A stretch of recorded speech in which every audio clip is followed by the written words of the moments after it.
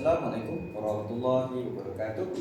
Today, me, Muhammad bin Shahmie bin Sani, is going to present my case study of the multilingual language learning. First of all, I interviewed my cousin. He is 15-year-old Malaysian boy. He lived in a pure Malay household. He studied at normal SK during primary school, and he studies in boarding school currently, which is in MRSM Ibrahim Pahat, and he have a gadget to surf in social media. So with this information, it will be an overview on how it affects his learning process. Okay, so this study explores how the boy learns two languages, which is Bahasa Melayu and Bahasa Inggeris, English language. Amma speaks Malay at home and English at school and also online.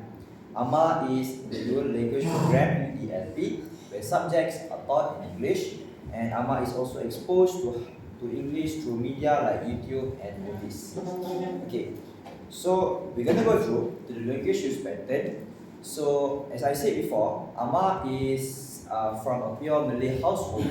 That means at home, his family mainly use Malay to speak and for communication, while at school, in primary school, Amma mainly use Bahasa Melayu because he is from Sekolah Kebangsaan. So in education, in learning, he mainly use Bahasa Melayu, and he only uses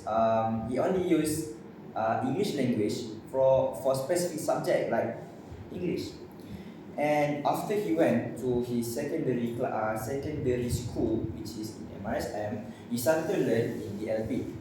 So Amma told me that at first, someone from a village, from a normal SK, when he jumped to MRSM, where he learns in dual language program, he find it rather difficult to adapt to how every subject is being taught in English. For example, science, mathematics, and of course English.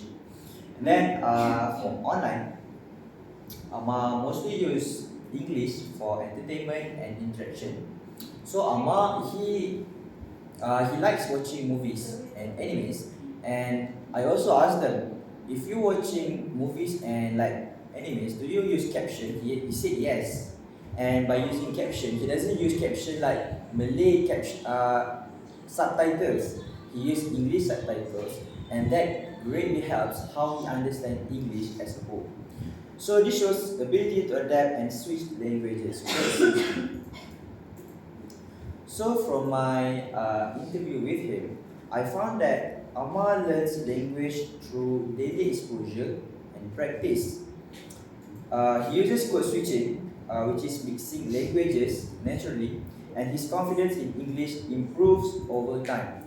So by saying learning language through daily exposure, so Amma learned both of his learned language first in his home, which is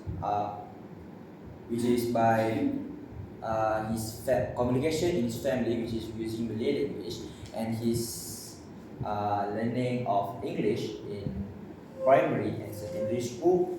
And learning happens both inside and outside of the classroom. So the factors that affect Amma's learning process is, the first of all, his secondary school, his DLP, which helps him develop academic English. So Amma told me that his English was rather not that good in primary school, but once he learned in DLP, he find that his English becomes better and better. He tends to speak English not only in class while learning, but also outside of his classes with his friends in daily conversation and so on. While in home environment, he still speaks Malay with his family, and also in his society, in his daily life, he still speaks Malay. So for digital media, by watching movies and English media, it could provide real life and informal English that helps Amma improve his English a lot. And the last factor will be peers and motivation. So his friends encourage him to use more and more English as he always speaks in English with his friends, will help him build his confidence in speaking. Moving on to the impacts on his language learning, the positive impact is he got better communication skills. It also increased his confidence and his ability to use two languages flexibly. So Ahmad told me that in his secondary school in MRSM, he found that his friend is divided by two.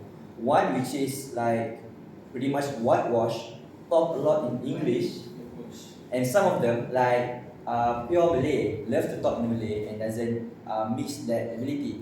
So while he is learning in MRSM, he learns to adapt to both of them.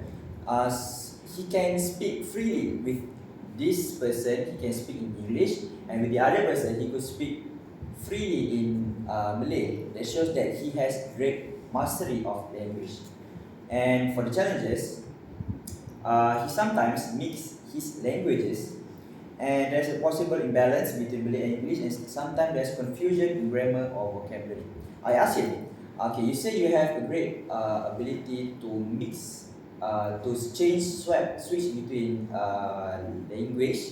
So, is there any like mistakes that you done while you are switching between language? He said yes. He said sometimes he speak the grammar rules from Malay and he use it in English. For example, he say words.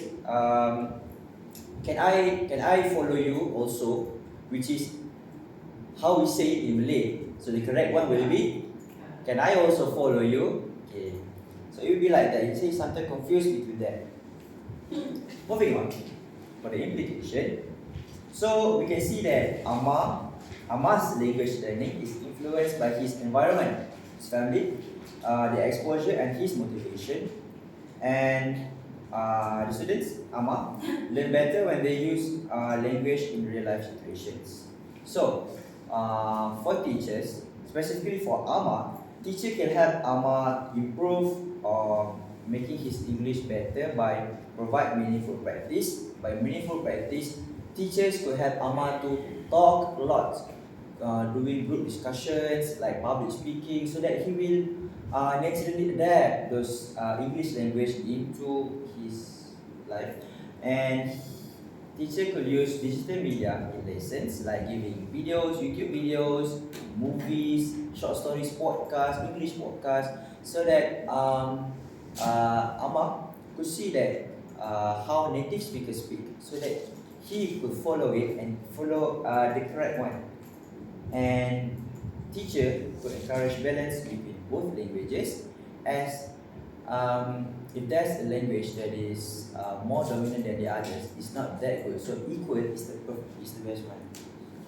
In conclusion, the student would become more confident through continuous exposure as language